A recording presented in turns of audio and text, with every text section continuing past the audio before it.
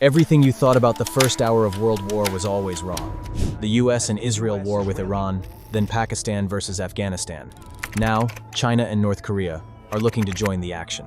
Here's how the first hour of World War III would go, according to a former military official. Subscribe now, because we're about to talk about 6 things nobody ever tells you.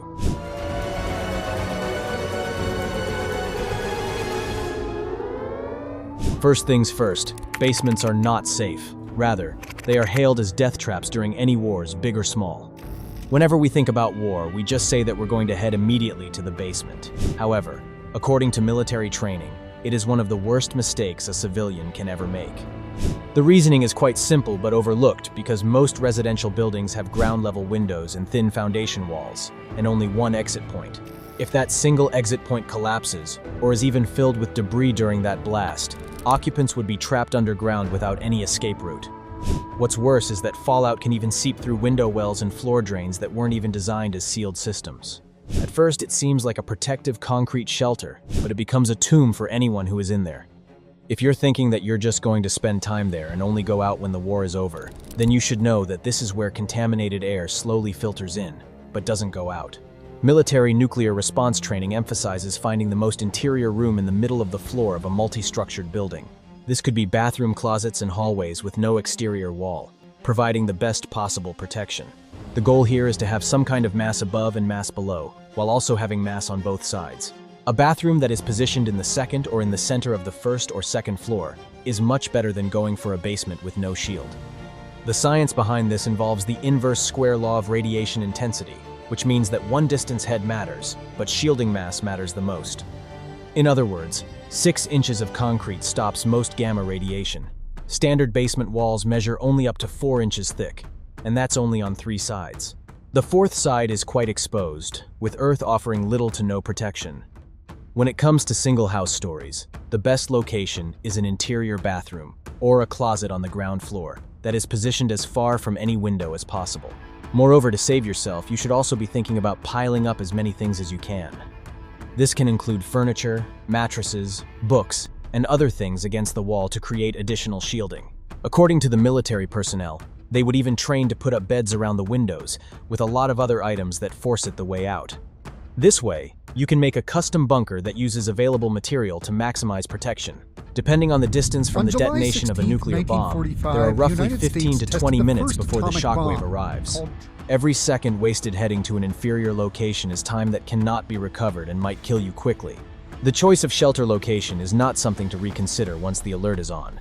You need to be already thinking about it right now so that, if anything happens, you know the plan. Windows aren't protecting you at all. Rather, they're becoming deadly projectiles. The blast effect that happens due to any nuclear bomb is often underestimated by almost everyone.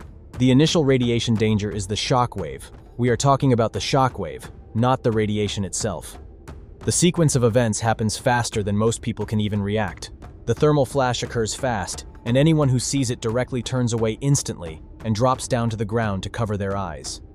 That pulse can cause blindness through windows and even ignite flammable material from miles away. Approximately, it takes 3 seconds for the shock wave to hit and destroy everything with a nuclear bomb. Windows don't just break, they explode inwards. So all those little pieces of glass would travel at hundreds of miles per hour. The glass fragments become bullets that can shred everything in their path.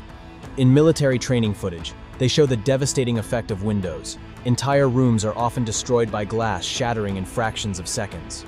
Military personnel also recommend getting away from all windows immediately, not just facing the blast direction. That shock wave reflects off buildings and terrain as well, creating multiple pressures from some unexpected direction.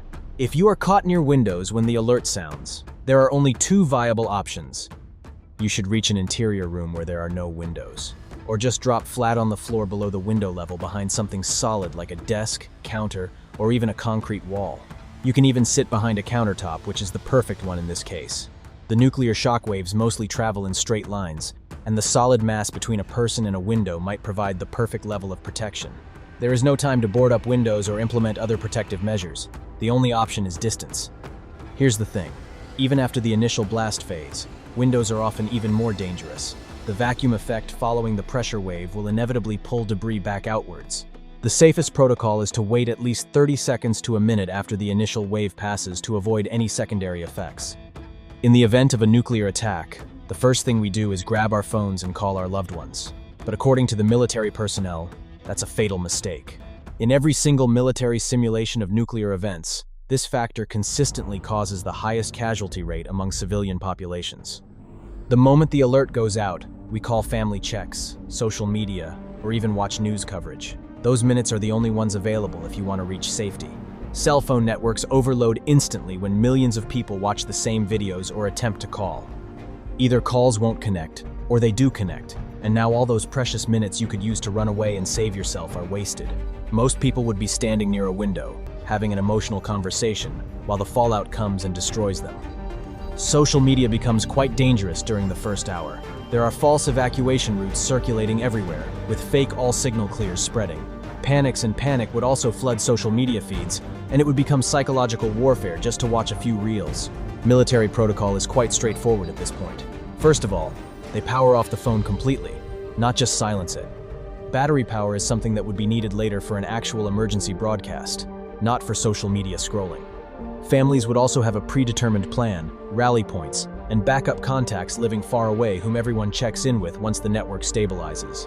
If those plans don't exist before the alert, making a phone call during the first hour won't create them either. The harsh reality is that during the first hour, no one can help you if they are not in physical reach. Attempting to reach remotely just endangers both parties and wastes a lot of precious time. So far, we have only touched the tip of the iceberg. Subscribe now because the videos are going to be even more valuable. Fallout windows end up killing more than the blast. The least understood aspect of nuclear events among the civilian population is the fallout window. The initial blast isn't when the most fatalities occur in many scenarios. It's the 30-minute window immediately after the detonation actually happens.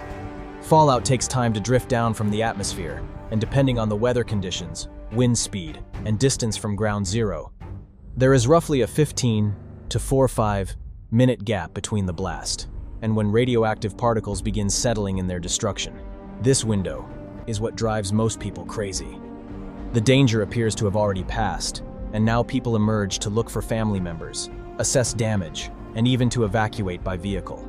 They walk directly into the fallout cloud. Military simulations also label this as the kill zone window. In most scenarios, more death occurs in this time frame rather than the initial blast itself. The correct response is quite the opposite. When the second blast occurs, remain inside and immediately seal the room, not after checking on neighbors, and not after looking outside to assess damage immediately. Just use anything you have. Towels, tape, clothing, and any material should be stuffed into cracks under doors, around the window frames, and outside air vents. The goal here is to keep any particles out, and fallout consists of heavy radioactive dust, which doesn't just penetrate walls but also sifts through gaps in windows.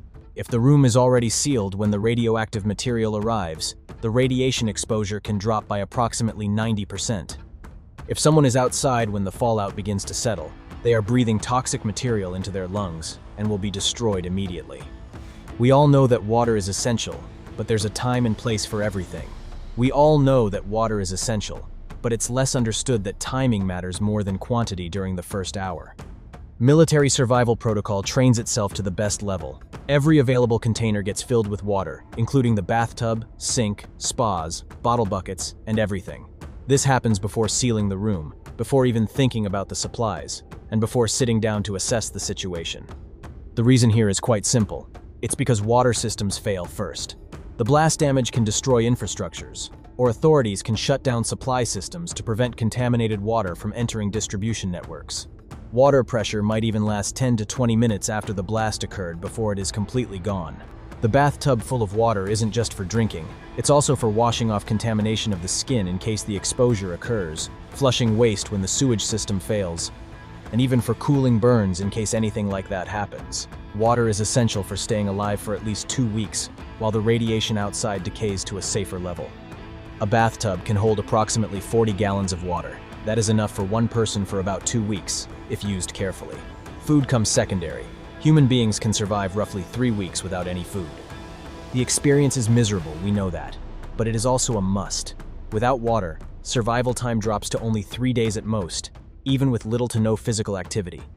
One critical warning you should know is that if the water from taps starts running down or smells like chemicals, don't use it and stop the use immediately.